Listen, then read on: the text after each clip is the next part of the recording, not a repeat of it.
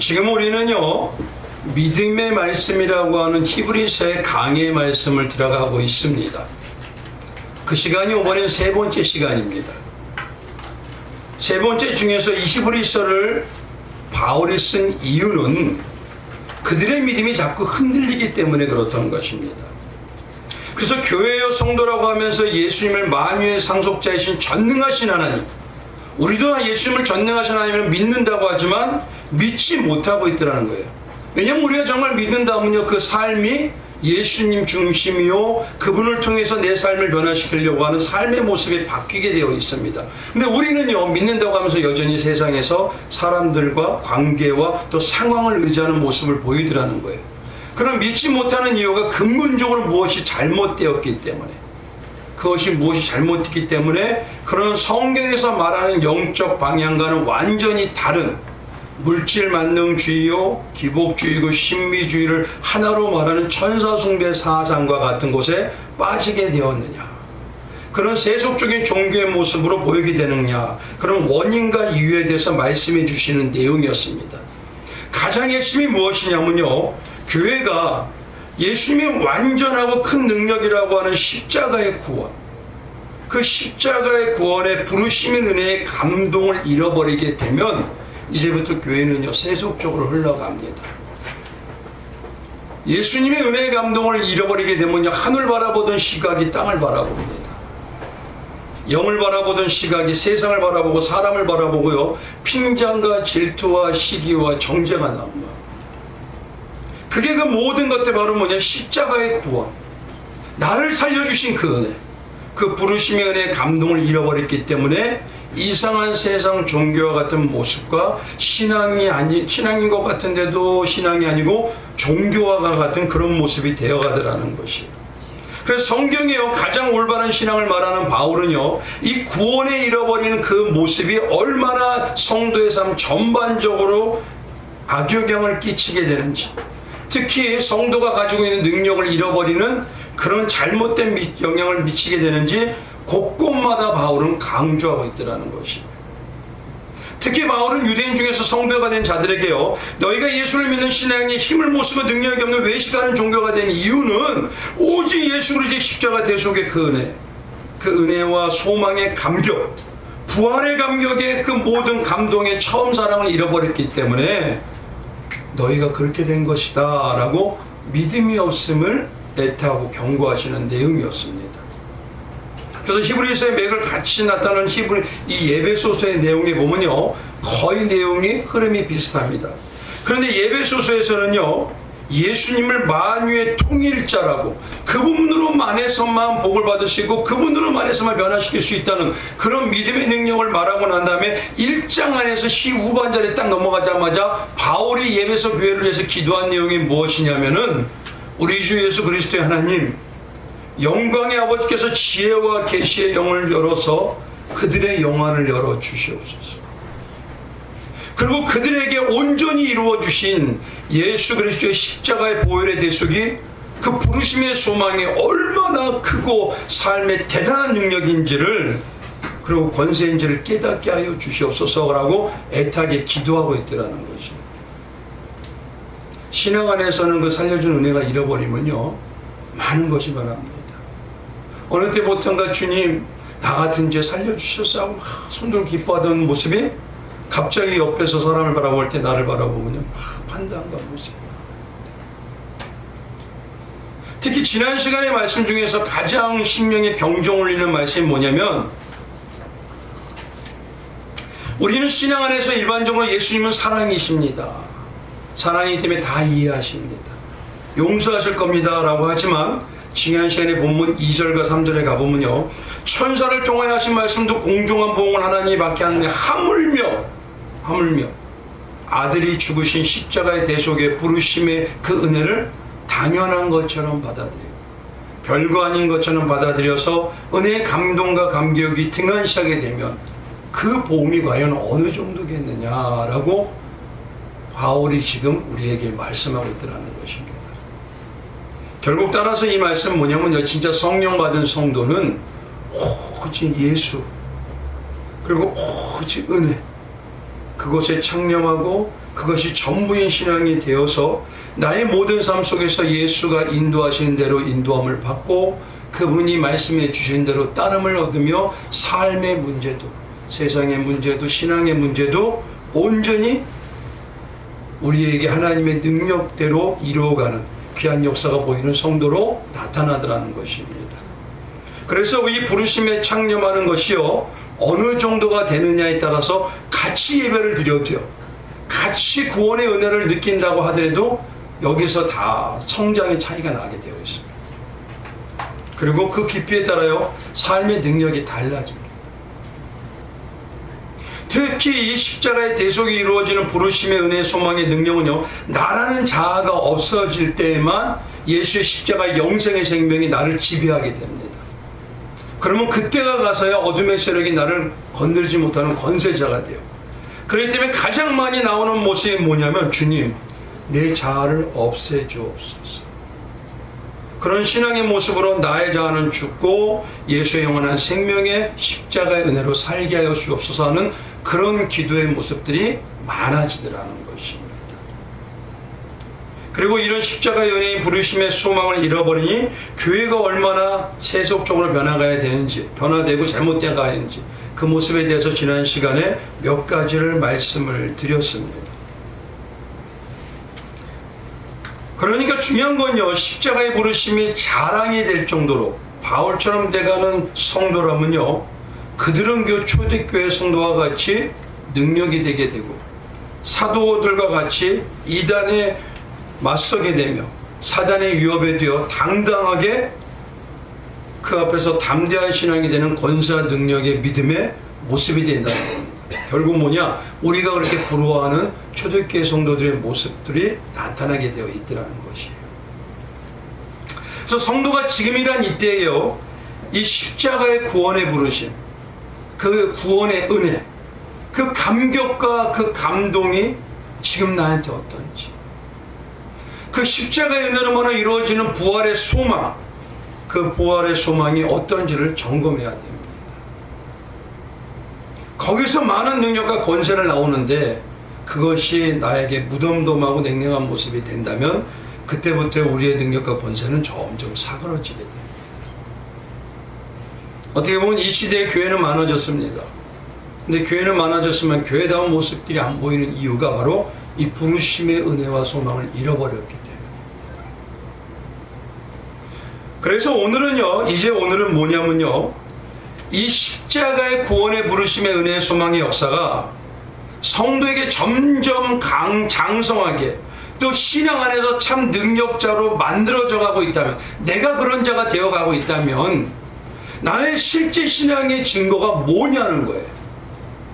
내가 정말 예수의 부르심의 은혜가 나를 점점 강성하게 되고 장성하게 만들어 간다면 나에게 그 장성해 가는 신앙의 모습들이 있더라는 것입니다. 그 모습이 나타나는 게 나에게 과연 어떤 모습이냐 이겁니다. 그거를 통해서 내가 지금 정체되어 있는 신앙인지 아니면 많이 주님이 기뻐하는 장성함으로 나가고 있는지 그것을 분별해야 되는 것입니다. 이런 부르심의 진리에 온전히 창념해서 자랑이 될 정도로 능력이 되었던 믿음의 선주 중에 대표적인 사람이 바로 뭐냐면 바울입니다. 그는요, 예수 십자가와 오랫동안 함께하면서 동행하는 그 삶 가운데요, 이 세상의 모든 것은 예수 그리스도의 그 능력의 보혈의 복음으로 다스려지고 만들어지고 역사가 그 중심으로 이루어진 걸 알기 때문에 그때부터 예수 그리스도의 십자가가 승리의 원리인 것을 점점 알게 됩니다.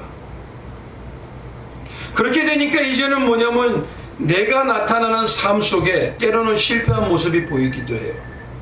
때로는요, 안 되는 것 같아요. 때로는 부족한 것 같아요. 근데 가만히 보십시오. 예수님의 십자가를 인간의 육신으로 바라보면요, 망한 것 같아요. 거기서 힘이 없어진 것 같아요. 그러나 그 능력으로 예수님은 어떻게 하셨습니까? 완전한 부활의 역사의 승리를 이루어내시더라는 것입니다. 그래서 진짜 성도와 바울과 같은 믿음의 부르심의 소망이 있는 성도는 나의 삶에서 조금 실패한 것 같고 조금 억울해지고 안 되는 것 같은데도 이제 낙심하지 않습니다. 이제는 세상의 어떤 삶에도 흔들려지질 않습니다. 그래서 사단이 아무리 흔들어도요, 주님, 이것도 승리하는 길로 가고 저것도 이기는 길로 가게 되게 하심을 믿음으로 알게 되더라는 것이. 그래서 나오는 신앙이 어떤 것이냐, 마치 달관한 모습과 같으면 뭐냐면 온전히 주님 안에서 자족하는 신앙의 모습으로 만들어지는 것이야. 그게 자족의 능력이에요. 구원의 부르심이 내 안에 가득 채워져가지고 주님이 자랑이 되고 그게 자꾸 넘어가게 되면요, 어떻게 되면 그게 나에게 자족하는 모습으로 달관의 신앙이 나오기 시작합니다. 그게 빌립보서 4장입니다. 4장에 보면 11절에 이렇게 합니다. 자족하기를 내가 궁핍함으로 말하는 것이 아니니라. 어떠한 형편되지 나는 자족하기를 배웠노니 나는 미천에 처할 줄도 없고 풍부에 처할 줄도 없고 모든 일 곧 배부른가 배고픔과 풍부와 궁핍에 처할 줄 아는 일체의 비결을 배웠느냐. 왜 했냐? 이 모든 것이 가만히 바라보니까 내게 능력 주시는 예수 안에서 진짜 능력자가 되게 하는 능력이더라는 것이에요. 그걸 깨닫게 되더라는 것입니다. 그래서 바울은요, 어떻게 되느냐, 진리 앞에서는요 순전함과 순수함으로 담대하고 강직하게 나갑니다. 근데 그때부터요 삶에서는 이해하고 포용하고 사랑하는 그런 마음이 넓은 자의 모습이 나타납니다. 그래서 구약에도 보면요, 하나님께서 솔로몬에게 가장 먼저 주셨던 게 어떤 거죠? 바로 넓은 마음을 주셔요. 그래야지 그 나라를 다 다스릴 수 있기 때문에. 우리가 말하는 사람이 밴댕이 소갈 닦지면 어떻게 될까요? 요래도 삥! 저래도 삥! 아우! 아우! 과연 쓸 수 있을까요? 못 씁니다. 요래도 나하고 안 맞아요. 저래도 안 맞아요. 그러나요, 주님의 은혜를 가지고 자족하는 믿음으로 장성해 가는 자는 포용을 합니다. 그리고 예수와가 되가요. 같이 예수의 찬란한 꽃을 피웁니다. 그래서 부르심의 소망이 온전히 이루어지면 나타나면 점점 나타나는 게 바로 자족하는 신앙. 모든 것에 하나님이 승리의 길로 이끌고 가시는구나라는 것입니다. 그래, 그때부터요 바울은요, 바울과 같이 되는 성도는 어떻게 되냐, 예수를 만유의 상속자이신 전능하신 하나님이요, 그 십자가에 죽어가는 것이 오히려 살아가는 진짜 능력이라는 걸, 이기는 신앙이라는 걸 알게 되니까요, 세상과는 가치관이 바뀌어버려요. 세상은 나를 살기 위해서 남을 죽이잖아요. 세상은 내가 이기기 위해서 저를 누르잖아요. 근데 이제는요, 어떻게 보면 세상이 이해를 못해요. 왜요? 지는 것이 이기는 거래요. 약한 것이 진짜 강한 거랍니다. 하나님 앞에서 미련의 견치 진짜 지혜롭도록 문제가 해결되는 역사래요. 삶에 오는 시련과 고난이 예수님의 능력으로 완전히 하나 되는, 진짜 우리가 군대를 가면 일반 사병이 아니라 특공대와 같이 능력을 갖춰지는 그런 최대의 축복의 통로라고 합니다. 그러니 이거는요, 성도 외에는 알 수가 없는 자족하는 신앙. 그래서 세상의 일이 이때부터 어떻게 되냐면요, 웬만해서는요 일희일비하지 않습니다. 아유, 그도 넘어서 하나님이 이유가 있겠지, 하나님이 만들어 가시는 거지. 근데 그런 모습에요 인권이 생겨서 사람도 붙여지고, 그런 모습에 사람이 함께하게 돼요. 그래서 시편 119편 71절에는요 뭐라고 하냐, 이 시각이 바뀐 다윗 같은 경우는요, 고난당하는 것이 뭐라고요? 내게 유익이라. 이거 세상이 알지 못하거든요. 그게 어떻게 됐죠? 통일왕국으로 만들어면서 변질되지 않아요. 대단한 능력입니다.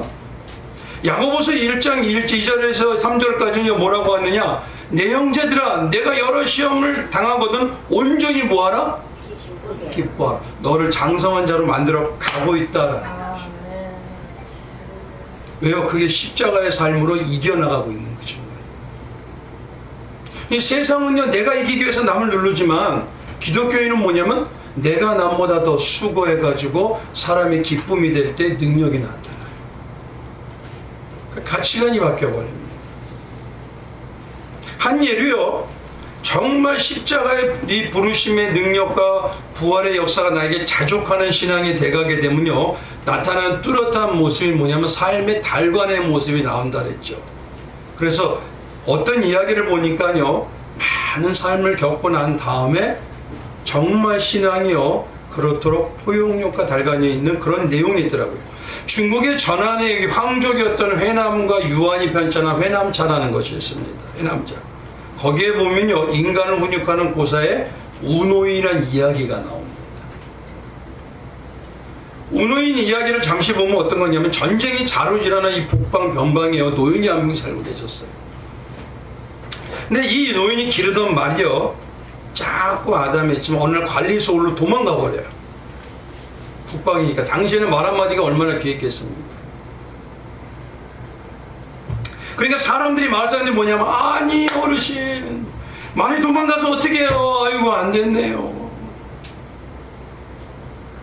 근데 이 노인의 방언은 오히려 반대입니다. 글쎄요, 일이 복이 될지 어찌 알겠습니까? 근데 며칠 후에 뜻밖의 아니게 뜻밖의 일이 생깁니다. 도망갔던 그 작은 말이요, 야생마 떼를 데리고 오는 거예요. 마을 사람들은 그럽니다. 넌 할 것이, 아이고 이제 저 어르신 부자가 되었으니까 얼마나 좋으세요, 축하드립니다. 근데 이 노인은 그때 또 이 내 반응이 틀려요. 글쎄요, 이 일이 시련과 재앙이 될지도 모를 일입니다. 그러면서 표정이 덤덤하더래요. 그 뒤에 보니까 노인의 하나뿐인 아들이 있답니다. 그 아들이요, 그 야생마 중에 잘 된 말 한 마리를 골라서 타고 다니다가 그만 부주의로 낙마하게 됩니다. 그래서 어떻게 되면 다리가 진짜 다 부러져 버려요. 그래서 쫄른머리가 돼요. 이걸 본 마을 사람들이 이번에는, 아이고 어떡하세요, 아드님이 다리를 다쳐서 이제는 영 못쓰게 된 저 지경이 되었으니 어떡합니까? 정말 안 되셨네요. 근데 이 노인은 또 다른 반응을 보여드려요. 글쎄요, 뭐라고요? 그게 복이 될지 어떻게 합니까? 근데 놀라운 건요, 그 뒤에 오랑캐가 쳐들어왔어요. 마을마다 관리들이요, 젊은 사람들을 전쟁에 징집합니다. 집집마다 가족들이요, 남자들 전쟁터로 보내기 때문에 걱정이 태산이에요. 막 당시 전쟁이 징집된 남자들의 운명은 거의 다 죽습니다. 살아 돌아와도요, 온몸이 다 불구가 돼버려요. 그러니요, 그런 불구의 몸으로 얼마 살지도 못해요, 후유증. 근데 이 노인의 하나뿐인 아들은요, 어떻게 됐다고요? 다리가 못 쓰게 되니까 오히려 징집을 면제받았어요.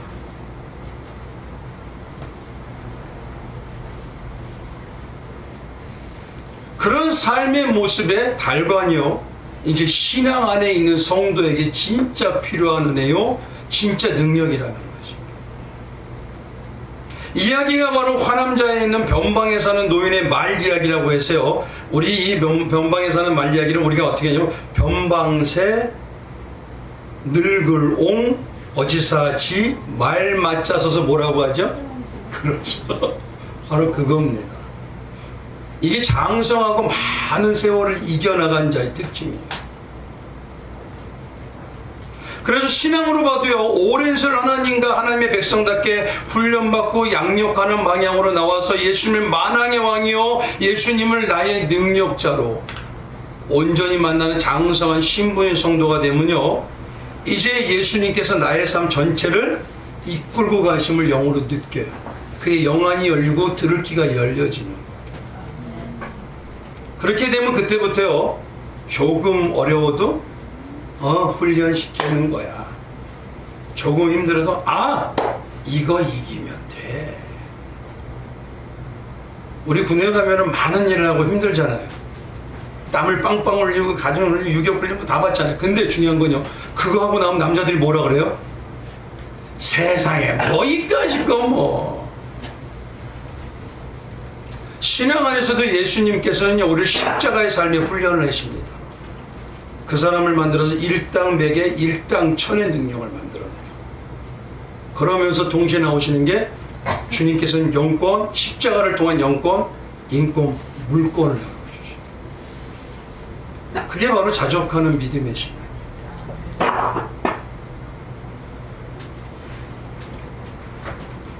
그래서 바울의 삶을 가만히 우리가 보면요, 그의 삶이 어떻게 변화되고 어떻게 신앙이 아름답도록 그 부르심의 소망을 가지고 살아왔더니 어떤 모습이 되는지 그 과정을 통해서 나를 돌아볼 수 있는 이 표본이 되기도 합니다.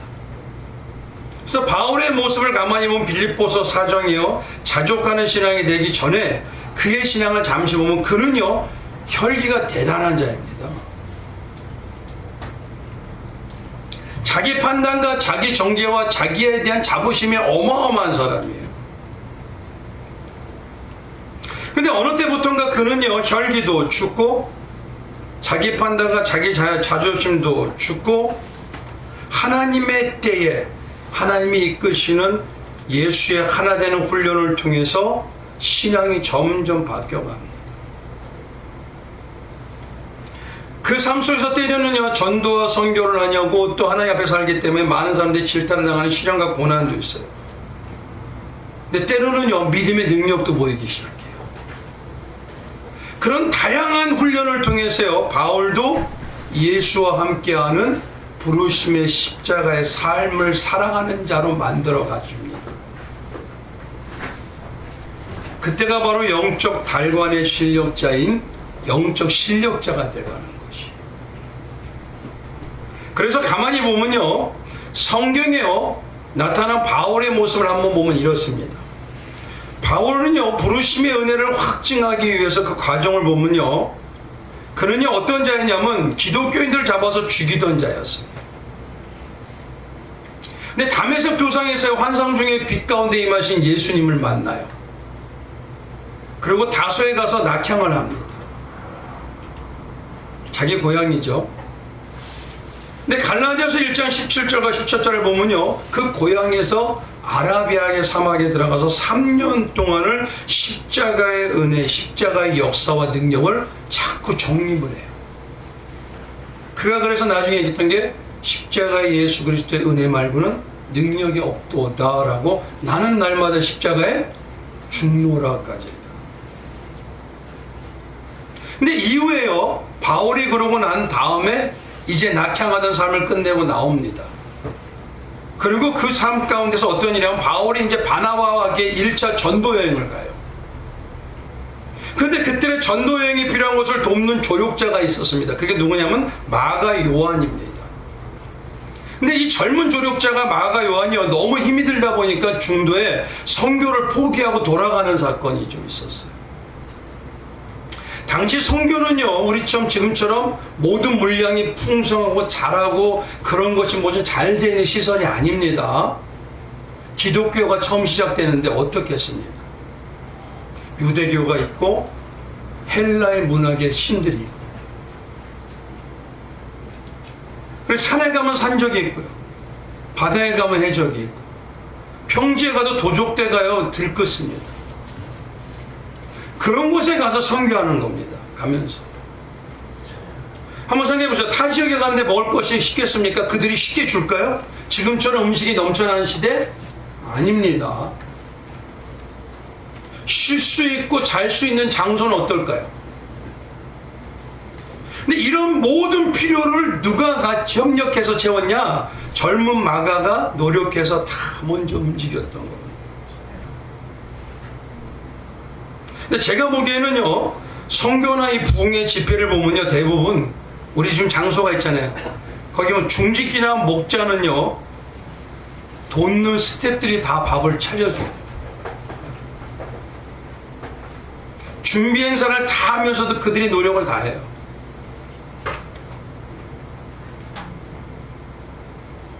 섬기는 일은 조금 등한시합니다. 예전에 제가 부교육자 때요, 송파에 있을 때 오산에 기도원 겸 수련관이 있는 교회에 있었어요.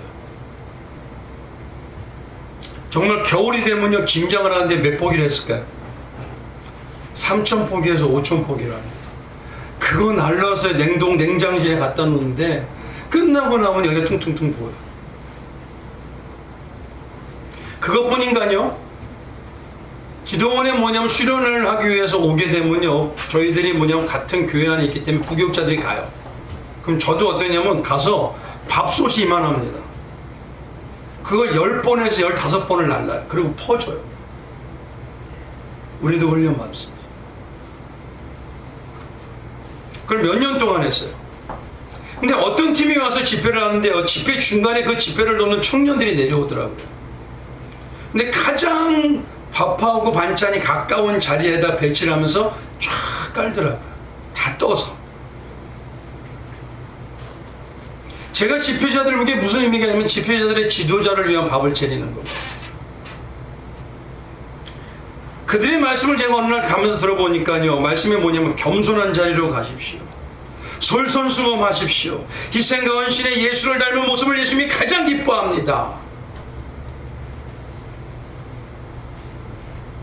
그런데 줄 서서 밥 타는 것도 힘든가요?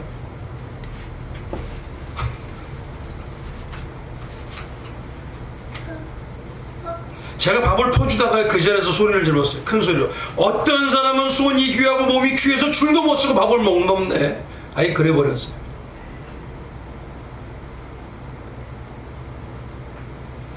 그러니까 어떤 면에서는 이 마가가 그런 스텝식으로 다 한 거예요. 그러면 사도 바울도 노력하고 바나바도 노력했지만 누구도 많이 노력했어요? 근데 문제는 뭐냐면요, 사도행전을 보니까요, 30대 바울이요, 다소에서 낙향해서 아무 일을 할 게 없었어요. 신앙만 정립하고 있었지. 그때 근데 누가 왔냐면요, 바나바라고 하는 60대가 되는 바나바가 바울을 데려가서 자기가 못해하던 수리아 안디옥에 가서 목회자를 만듭니다. 네 자리를 내줘버려요, 바나바가. 근데 문제는 뭐냐면 1차 선교 때 이 마가 요한 때문에요, 나는 그를 절대 안 데려간다, 바울은. 바나바는 그래도 이해합시다. 이것 때문에 대판 싸움입니다. 성경에서 어마어마하게 싸웠다는 거냐, 우리가 말하는 육두문자가 막 했다는 겁니다. 바울 한번 보십시오. 바울은 어떤 사람이죠? 기독교인이 잡아다가 성경에 보면요, 가장 은혜가 충만하고 예수님이 서서 환상까지 봤던 사람이 누구죠? 스데반 집사입니다. 그를 죽였던 자가 앞에서 먼저 앞장선 자가 바울이에요. 자기도 그랬으면서. 그런데 그 힘든 선교에 최선을 다하다가 너무 힘들어서 죽을 것 같아서 중도에 다시 돌아왔다. 자기 은인과 같은 60대 바나바와 정말 대판 싸움. 마가 요한 절대 못 데려간다. 그리고 그때부터요, 바나바가 헤어진 거죠. 바나바. 그게 사도행전 15장입니다. 바나바는 마가라는 요한도 데리고 가고자 하나 바울은 밤빌리아에서 자기를 떠나 함께 일하러 가지 아니한 자를 데리고 가는 것이 옳지 않다. 의의가 대단해요. 예수의 부르심의 은혜를 정립했다면서요. 십자가만 자랑이라면서요. 그리고 서로 심히 다투어 피차 갈라섭니다.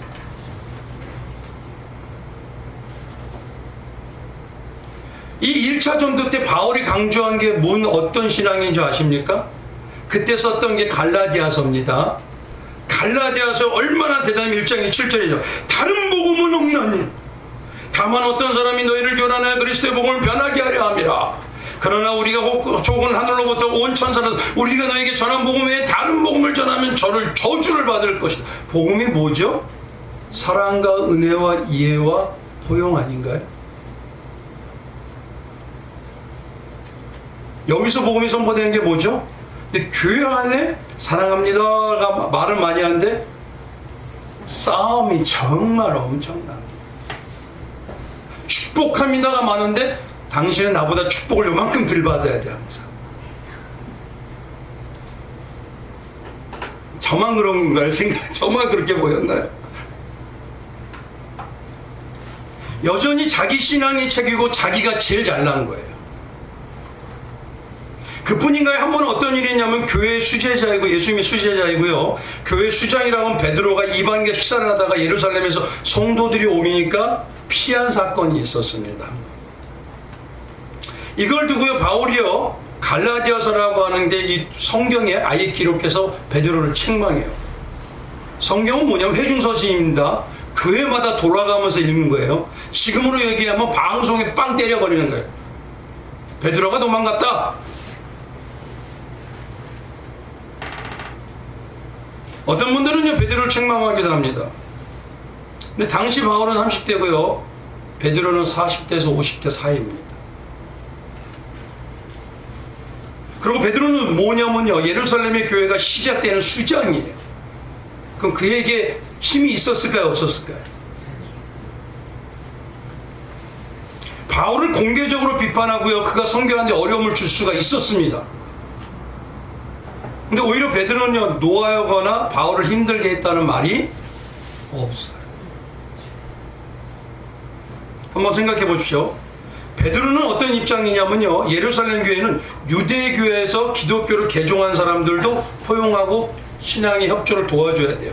또 이방인 중에서 헬라의 무슨 다신교를 믿는 그들을 잡아 데려다가 기독교 안에서 예수를 유일신으로 만나는 자들로 만들어야 되는데 같이 양쪽을 힘을 써야 되는 자입니다. 그럼 베드로의 입장을 이해한다면 후에 다시 다른 데 가서 얘기해서 그거를 좀 바꾸고 좋게 해주면 좋지 않았을까요? 근데 공개적으로 성경에 책망을 해야 됩니까? 결국 이건 뭐냐면 내가 더 올바른 신앙이야. 내가 신학적으로 개념을 잘 가지고 있어. 나는 더 잘하고 있어. 이런 마음이 만연한 사람. 이런 자기중심의 아식과 고집이 강했던 바울이요. 십자가의 부르심의 가치가 점점 삶으로 체득이 돼요. 그렇게 되니까 자기의 혈기도 죽고 자기 판단과 정죄도 죽고 결국에는 자기 자아가 죽고 예수의 십자가만을 강조하고 자랑하는 자가 됩니다. 그러면서 나왔던 게 어떤 거냐? 처음엔 베드로만 사도냐? 나도 사도다. 이랬던 자가 그 다음에 성도 중에서 나는 가장 작은 자다. 그리고 사도 중에서 내가 가장 작은 자요 만석되지 못한 자다. 그리고 자기 형의 아들 마지막 디모데에게 뭐라고 하죠? 내가 죄인 중에 괴수. 그러니 그때부터 포용이 합니다. 그러니 어떻게 되는 줄 아십니까? 나중에는요 평생 함께 가지 않겠다고 함께 하나님의 일을 하지 않겠다고 한 사람이 누구라고요? 마가 요한이죠. 근데요 마치 때가 되니까 점점 나이 많아서 그 삶을 살아내니까 자기에게 가장 유익이 되는 자가 마가 요한이라 그를 찾습니다. 신앙생활 10년 했다고 장성한 거 아닙니다. 20년 30년 했다고 장성한 게 아닙니다. 예수의 부르심의 은혜는 복음의 은혜를 깨달으냐가 장성한 거예요. 제가 간증을 하나 보니까 쉽게 말하면 하나님이 이겁니다. 하나님은요 쉽게 말씀드릴게요. 하나님의 방법은 상황을 바꿔주지 않아요. 착각하지 마십시오. 먼저 하시는 게 뭐냐면 나에게 집중하세요. 그러면 나를 장성하게 하십니다. 나의 마음을 넓혀줍니다. 그리고 상황과 현실을 바꿔가십니다. 나는 안 바뀌는데 복만 날. 그럼 그게 독이 될 텐데 주님이 줄까요? 안 줄까요?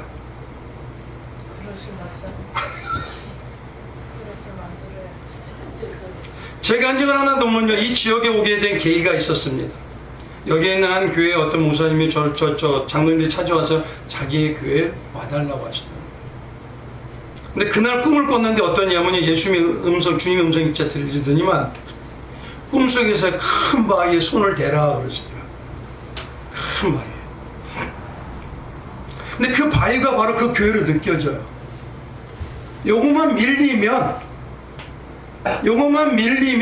어마어마한 시온의 대로와 능력이 나타날 것 같아요.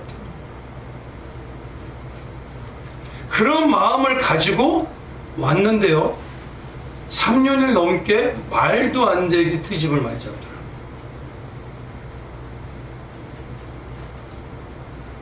그래서 저는요, 그 과정 속에서 그 꿈, 그걸 생각하면 뭐냐면, 하나님, 왜 끔찍도 안 하는 바위를 나보고 밀으래요 왜 뭐 때문에?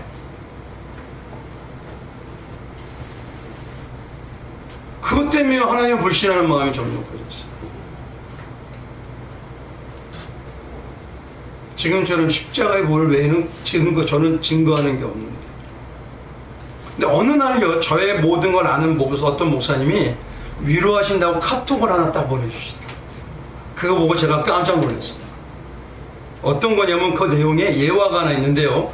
어느 시골 마을의 언덕에 어떤 남자가 살아요. 근데 그 집 앞엔 큰 바위가 있어요. 근데 어느 날 하나님께서 그의 꿈속에 나타나서 사랑하는 아들아, 내 집 앞에 있는 큰 바위를 밀어라. 그러면 놀라운 능력이 나타나리라.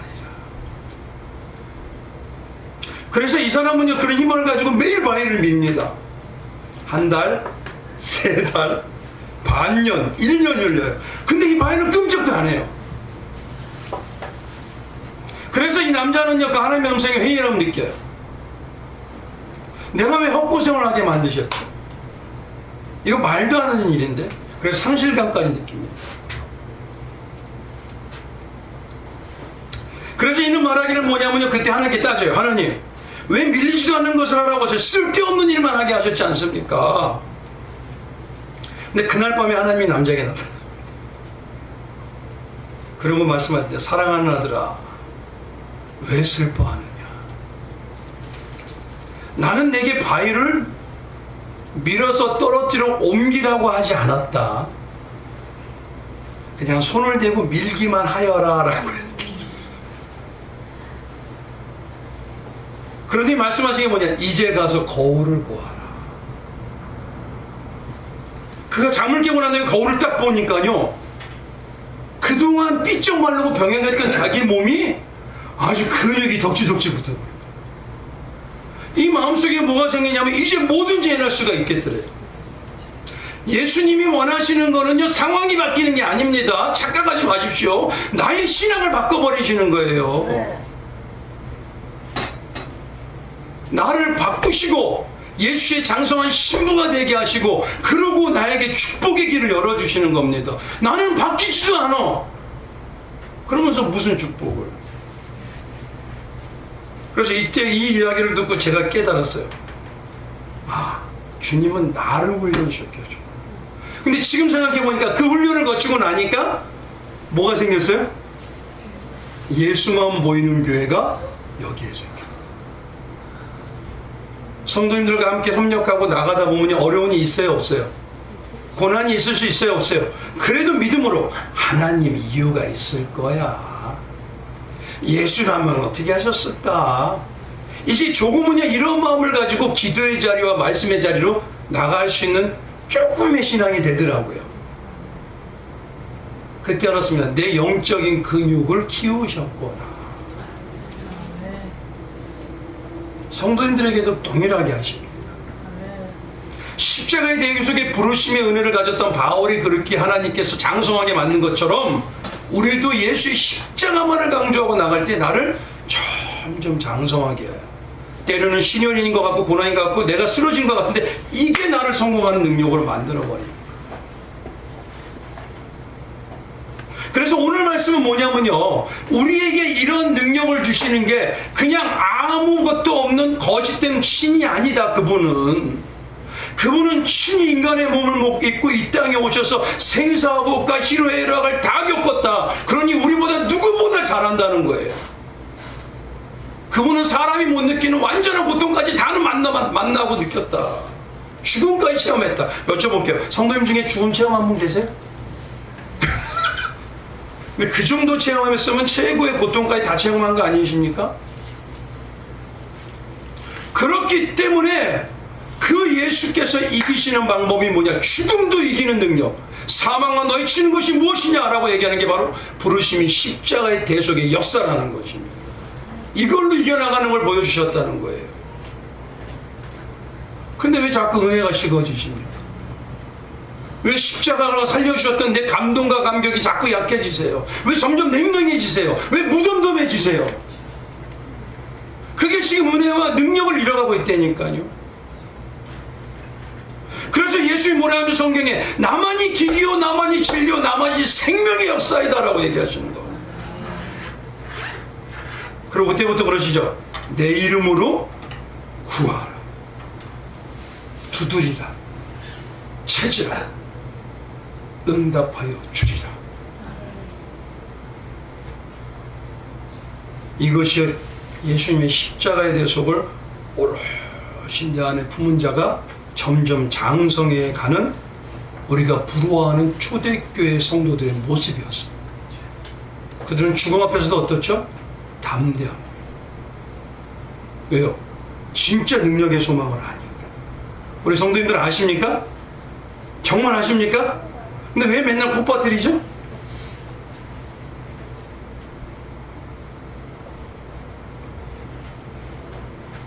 그래서 오늘 이 시간에 이 부르심의 소망이라는 십자가의 대속을 은혜를 아는 성도가 점점 장성한 자족하는 신앙이 되는 과정 속에서 나에게 꼭 있어야 되는 신앙이 몇 가지의 가치관이 있습니다.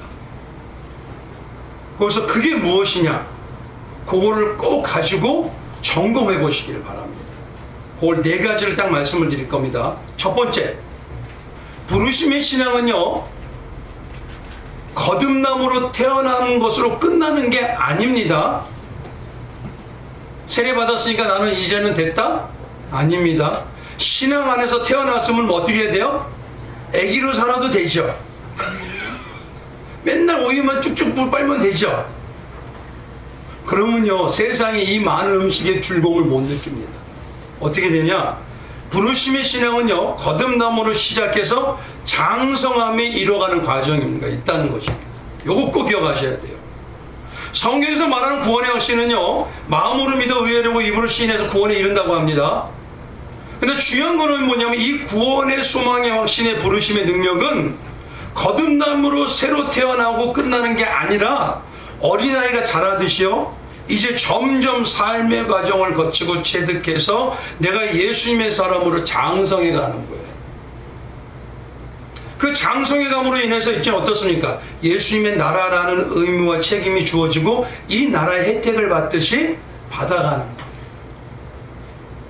대신 그 안에서, 나라 안에서 뭐가 있어요? 의무감이 있잖아요. 여전히 근데요, 나는 전만 주세요, 전만 주세요, 나만 위로해 주세요. 그건 뭐예요?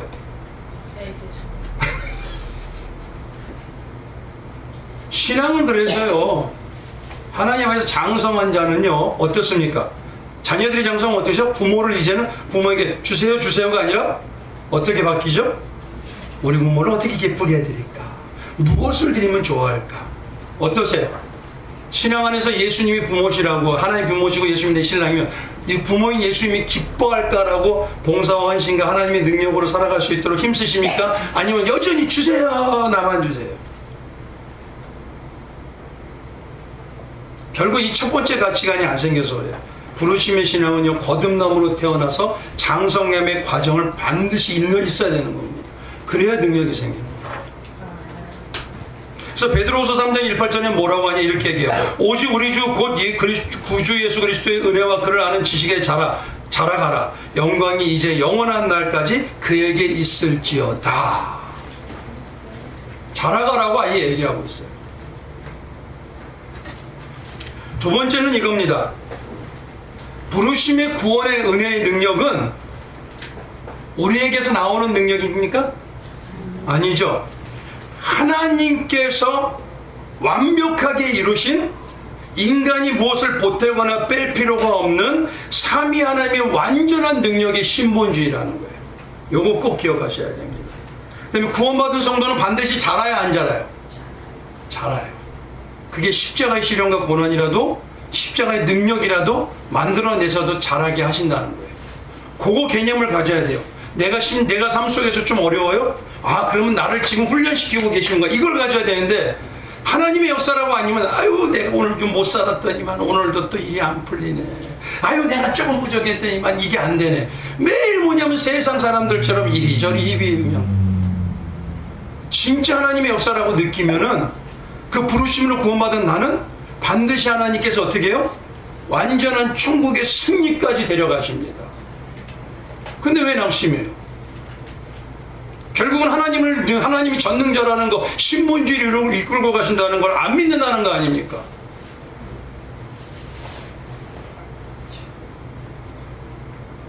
우리가 예수님을 믿는다는 가장 증거가 뭐냐면요. 뭘 얘기하냐면 예수님을, 하나님을 가장 잘 보여주는 게 어디다?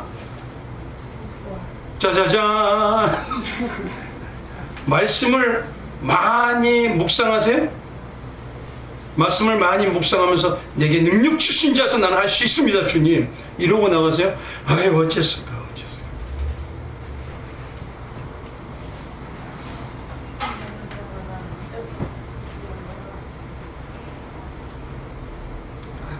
그래서요, 진짜 부르심의 은혜에 장성한 성도는요, 예수님, 하나님을 자주 만나요. 하나님이 진짜 전능하신 분이시고 그분이 신본주의를 이끌고 가는 걸 알기 때문에 그때부터 하나님을 자주 만나는 방법이 뭐냐? 우리 다 알긴 다 잘하죠. 말씀을요, 밥 먹듯이 먹어요.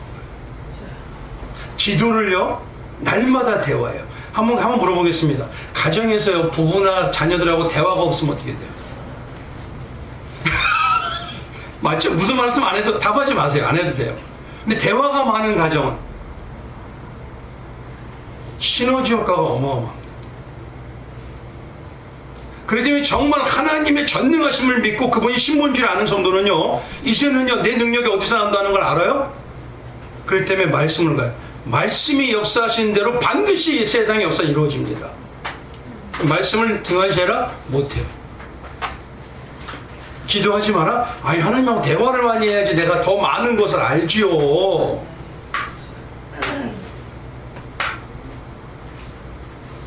바로 그렇게 구합니다. 세 번째요, 부르심의 확신의 소망이 있는 성도에게는 어떻게 하느냐? 성경 속의 복음의 이야기가 배우는 것으로 끝나지 않습니다. 어떻게 하느냐? 그게 내 삶과 내 사건과 나의 능력으로 만들어냈어요. 근데 쉽게 얘기하면 저는 이걸 그렇게 해요. 내가 주님의 십자가의 부르심의 은혜가 나의 지금 능력으로 가까이 만나는 증거가 뭐냐? 그게 이렇게 해요. 내가 하고 있는 생업 있죠? 예수님을 그렇게 만나시면 돼요. 내 일을 어떻게 하고 계시죠? 대충 하죠? 돈 벌 때 어떻게 하죠? 하나까지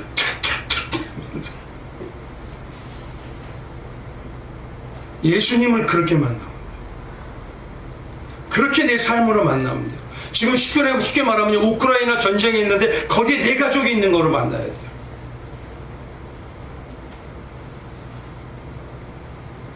예수님의 부르심이 있는 교회가 힘들면 같이 움직이고, 삶이 어려우면 그 성도 찾아가서 위로해 줄게요. 내가 기도해 줄게요. 이런 믿음이 돼요. 그래서 이 부르심의 은혜가 있는 성도들은요, 삶으로 다가오지 배우는 거로 끝나지 않습니다. 교회로 나가는 한 주일에 그 교회 성도로 끝나지 않습니다. 절대.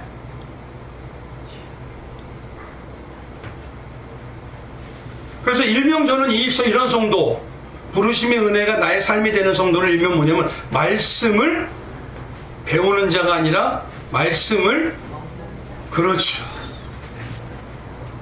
먹어야 되는 겁니다. 먹어야지 장성한 거예요. 성도가 배우기만 하면요, 안 자랍니다.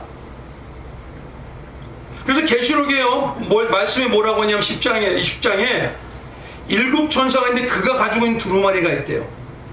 근데 그 두루마리가 복음과 같은 하나님의 비밀이랍니다. 하나님의 비밀. 근데 이걸 뭐라고 하냐? 너는 갖다 먹어버려라.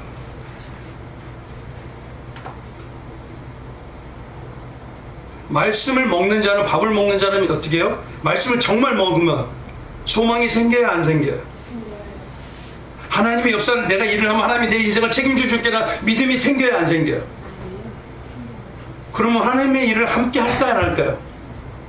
그렇죠? 근데 이 시대는요, 복음 다 받기 원하는데 하나님을 위해서 일하려는 건 안 해요. 그럼 결국 말씀을 안 먹는다는 소리입니다. 말씀을 먹으면요, 활동력이 나옵니다. 하나님 말씀은 뭐가 있다고요? 살아서 운동력이 있다 그래요. 운동력이. 그래서 계시록에 보면 어떻게 작용하냐? 내 입에는 꿀같이 달아요. 근데 내 배에는 써요. 그래서 복음과 같이 하나님의 비밀이라고 하는 비밀이 뭐냐 봤더니만 에베소서 5장에 어떤 말씀이 있냐면요, 가장 큰 비밀이 이겁니다. 에베소서 5장 한번 봐주세요. 5장 그러나 보세요. 한번 같이 읽어보겠습니다. 시작. 그러므로 사람이 부모를 떠나 그의 아내와 합하여 그 둘이 한 육체가 될지니 이 비밀이 거듭하다. 나는 그리스도와 교회에 대하여 말하는 것이라. 잘 보십시오. 복음의 말씀을 먹는다는 건 뭐냐? 내가 예수와 결혼하는 것 같은 삶 사는 거예요. 우리 성도님의 집에 예수님이 사셔요. 사세요? 정말 사세요? 내가 가장 존경하는 분이 내 집에 산다고 생각하면 내가 가장 모든 행동의 의식이 누구로 바뀌어요? 그분 중심으로 바뀌잖아요. 근데 정말 사세요?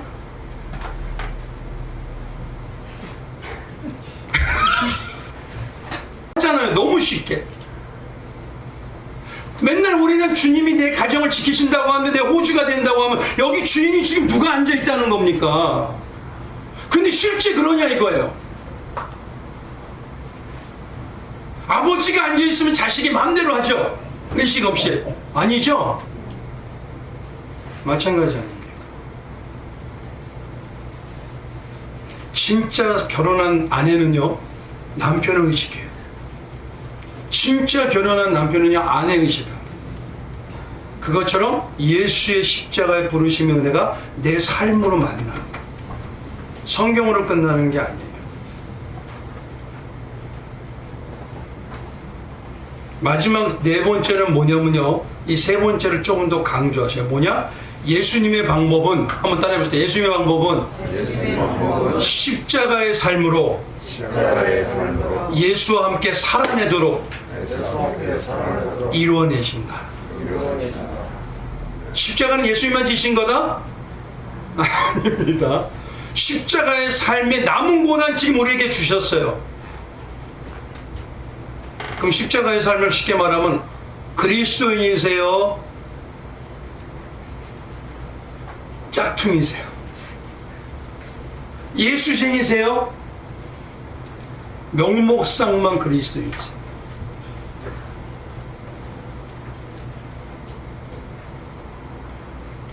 그래서 오늘 본문 말씀이 뭐라고 하냐, 다 읽어보시면요, 이런 삶을 성도인 우리에게 주셨다. 그 삶의 동행함으로 인해서 그 부르심의 소망, 그 은혜가 온전히 나타난 능력으로 살아가는 게 바로 성도인 것입니다. 한번 여쭤보겠습니다. 세상과 가치관이 변하셨습니까? 세상은 나를 살기 위해서 남을 누른다 하지만 나는 어떻고 있지, 그렇죠? 그건 아직 모르는 겁니다. 이제 말씀 마칠게요. 신앙은 학교가 아닙니다. 주님과 동행입니다. 그런데 주님이 동행하면서 우리에게 능력 주시는 방향이 어떤 거냐면요, 이렇게 말씀드릴게요. 세상의 불같은 문제와 시험을요, 하나님이 이기는 방법이 뭔지 아세요? 성령의 불로 맞불을 놔요. 우리 산에 가면요, 불 끄는 방법이 뭐죠? 맞불 넣는 겁니다. 세상에 문제가 많으세요? 안 풀리세요? 성령으로 충만해 주십시오. 문제가 어느 때부터 입다만한 게 요만해져 버려요. 아이 그까짓 거 뭐. 세상의 문제에 홍수의 파도가 오십니까? 그러면요, 십자가의 은혜의 홍수의 파도로 맞으십시오. 그러면 그 문제의 파도는 다 사그러져.